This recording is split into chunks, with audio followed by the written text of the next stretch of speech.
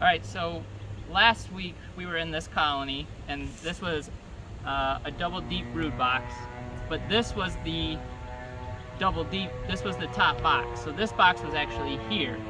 And this colony was pretty plugged up, so to get space, we took this box, which was here, moved it above the excluder, and then just dropped in an empty or box of undrawn foundation. So just all foundation here to kind of open up the space down here.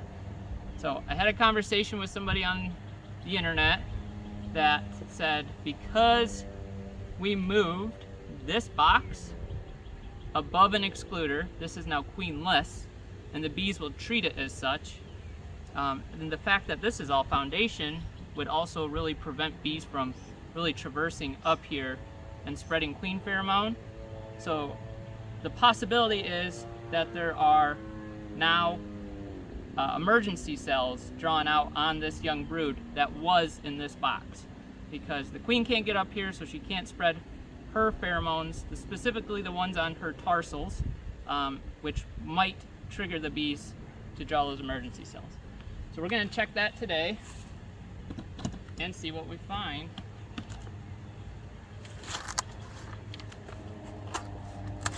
And so we're just going to take these honey supers off, and then we're just going to pull the frames in that. We're not getting all the way down to the bottom and tearing this colony apart a lot. So this one's obviously pretty light based on the way I lifted it. This one has a little more bees in it. Really propolized.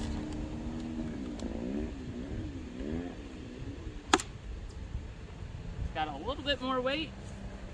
Just set that aside. And then, if you hand me my smoke, we'll take a look.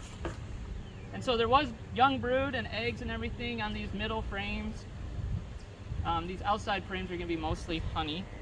But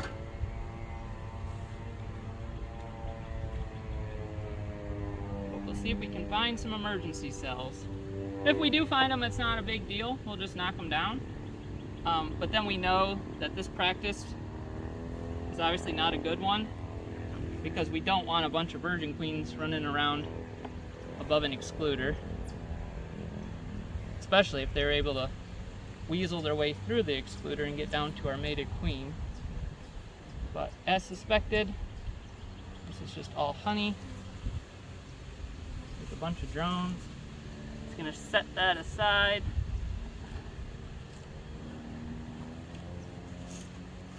And we'll keep going here. Like I said, it was pretty plugged up. So there's not going to be a ton of brood, but there definitely was some brood. But that's all honey, no cells yet. No way that they could have made cells.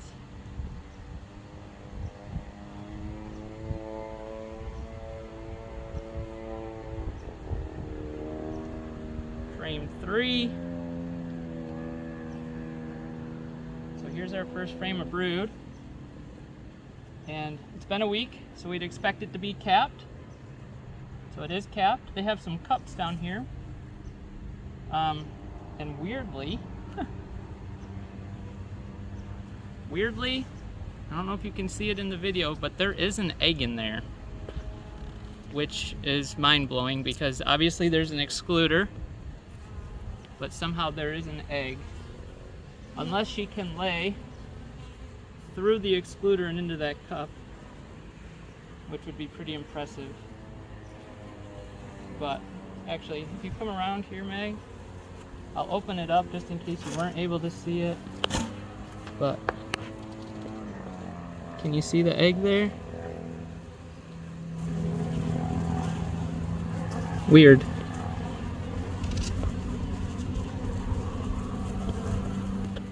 But no queen cells, I guess. No starting emergency cells. But that is interesting. I know there's a big argument whether or not bees can move eggs. And obviously that would favor the camp that they can. Also could just be a random laying worker. that they say exists in hives all the time. So here's our next frame of brood, and there are no eggs up here, so it's not like there's a queen running around. But there's also no emergency cells, and there's no emergency cells on that side.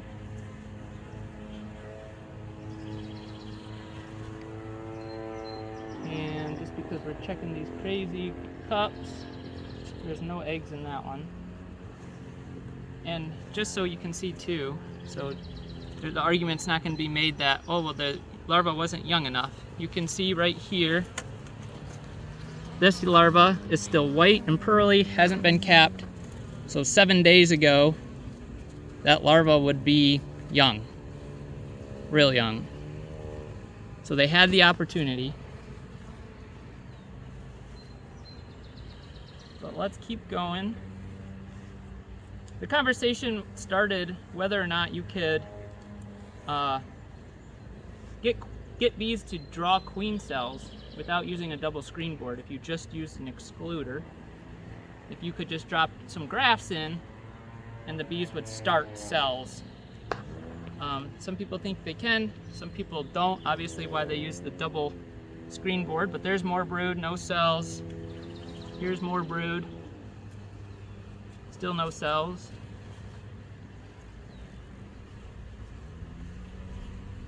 And also no eggs. That egg is perplexing.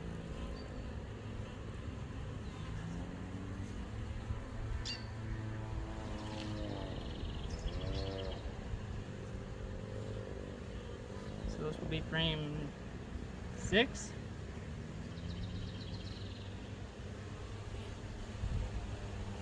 And no cells on my side. Lots of cat brood. We got some cups, and let's just see if there's any eggs in those.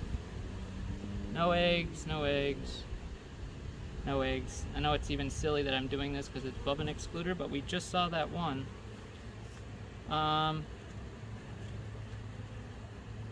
One interesting thing too, if you come look at this, I don't know if this is just evidence of uncap recap, but that one looks like it's been uncapped to me. And it also looks like here, nope, that's just capping. That's just, they're just beginning to cap that, so that's nothing abnormal. That's a young larva.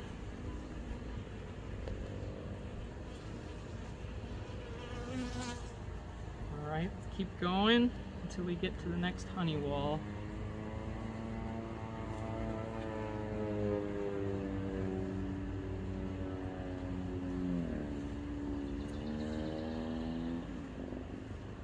Alright, this will be another testament too of how young the larvas were.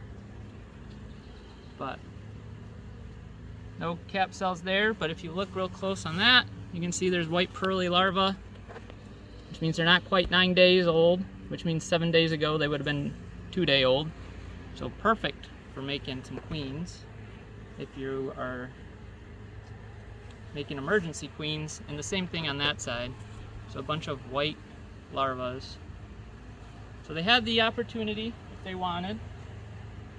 We do have brood on the next frame. Be frame 8.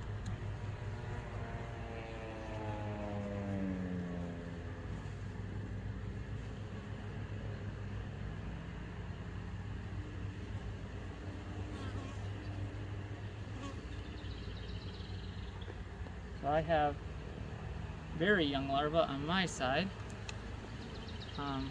Well, very young as in it would have been very young 7 days ago because there's no capped larva on my side. So here's that. So and I know some of that's drone, but also in there a worker.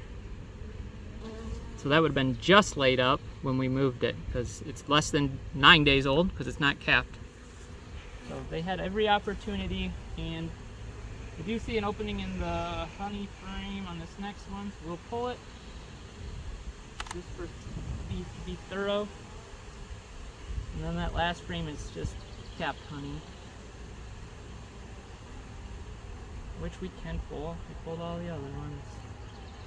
But let's see, what is this? Okay, this is just nectar and pollen down there that hasn't been capped. And then wall-to-wall honey. And then the last frame, just because we've done them all, we'll do it, but it's just honey. So last frame 10, capped honey, and capped honey. So in conclusion, even with the queen excluder, even with a box of foundation, which actually let's do that too, just for the thoroughness of it. I'll lean this box forward and you can see the nice new shiny frames, just so you know there's no funny business going on. So give me a second, let's put this in. But as I was saying, despite having an excluder, despite having a whole deep box of foundation, which I wouldn't suspect the queen to travel across, so the pheromones are basically in this bottom deep, we did not get any emergency cells, which would then tell me if I were to drop frames or a grafting frame in here, they're not going to draw those cells, at least not very consistently. I would have got a 0% take, is my guess. So if you want to come around behind me, Meg, I'm going to lean this box forward just so we can show the foundations. Megan's not wearing a veil, so she's a little sketchy. So let's take a peek here.